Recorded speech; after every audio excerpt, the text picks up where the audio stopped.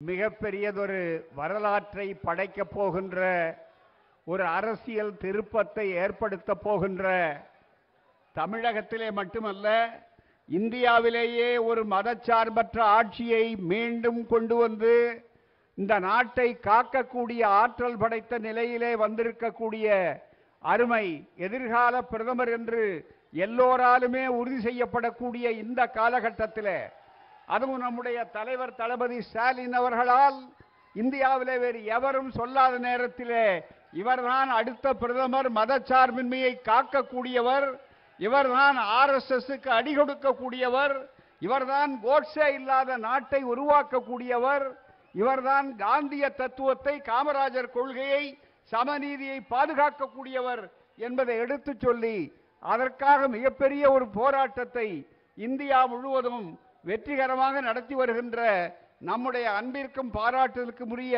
அவரை அடையாளம் காட்டி இந்த மிகப்பெரிய பொதுக்கூட்ட அணியை உருவாக்கி இருக்கிற முதல் பிரச்சார பொதுக்கூட்ட நிகழ்ச்சியிலே தலைமையேற்றிருக்கிற தமிழ்நாடு காங்கிரஸ் கமிட்டியினுடைய தலைவர் அன்பு சகோதரர் கே.எஸ். அழகிரி அவர்களே, அருமை தலைவர், காங்கிரஸ் பேரியக்கத்துக்கு ஒரு புத்து ரத்தத்தை பாய்ச்சி இந்தியாவுடைய வரலாற்றை திருப்பி கொண்டு வருவதற்கு காரணமாக இருக்கக்கூடிய ராகுல் காந்தி அவருடைய வாய்ப்பை உருவாக்கிய இந்த தமிழ்நாட்டிலே இத்தனை கட்சிகளை எல்லாம் கூட்டணிகளாக அல்ல, கூட்டணிகளாக, கொள்கை அணிகளாக, லட்சிய போருக்கு தயாராக இருக்கக்கூடியவர்களாக ஆக்கி இருக்கிற எங்கள் தளபதி திராவிட முன்னேற்ற கழகத்தினுடைய ஒப்பற்ற தலைவர் மறுபடியும் மீண்டும் இதோ கலைஞர் இருக்கிறார், மறையவில்லை என்பதை உருவாக்கி கொண்டிருக்கக்கூடிய எங்கள் தளபதி ஸ்டாலின் அவர்களே, இன்று காலையிலே கூட சென்னையிலே செல்லா மேரிஸ் கல்லூரியிலே அதே போல செய்தியாளர்கள் கூட்டத்திலே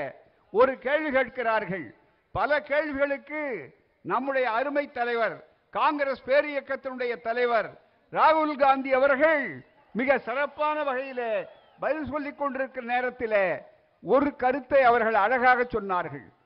யார் பிரதமர் அடுத்து என்று அவரிடத்திலே கேட்கிற நேரத்தில் அழகாக சொன்னார், செய்தியாளர்கள் அத்தனை பேருக்கு மட்டுமல்ல எதிரிகளுக்கும் கூட வாயடைக்கக்கூடிய வகையிலே மக்களால் தேர்ந்தெடுக்கப்பட்டு வரக்கூடியவர் பிரதமர் என்று அவர் தன்னடக்கத்தோடு சொன்னாரே, இது ஒன்றே அவர் பிரதமர் ஆவதற்கு முழு தகுதி படைத்தவர் என்பதற்கு அடையாளம்.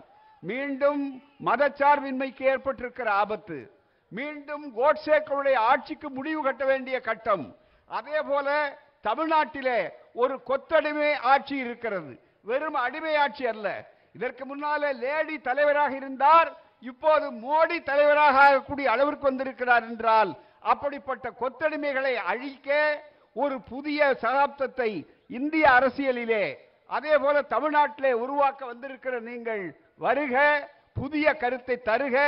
நேரத்தின் நெருக்கடி காலத்தை தான் நாங்கள் சந்தித்திருக்கிறோம், இப்போது நெருக்கடியும் இருக்கிறது, ஆனால் உங்கள் வரவு இது புதிய வரலாற்றை உருவாக்குவது. எனவே வாருங்கள், இருவரும் தலைவர்களே, கருத்துக்களை தாருங்கள் என்று கேட்டு விடைபெறுகிறேன். ஜூலியஸ் சீசர் வந்தார், கண்டார், வென்றார் என்று பழமொழி உண்டு. அதுபோல நீங்கள் தமிழ்நாட்டுக்கு வந்தீர்கள், கண்டீர்கள், வென்றீர்கள். நாளை ஆட்சி நமதே.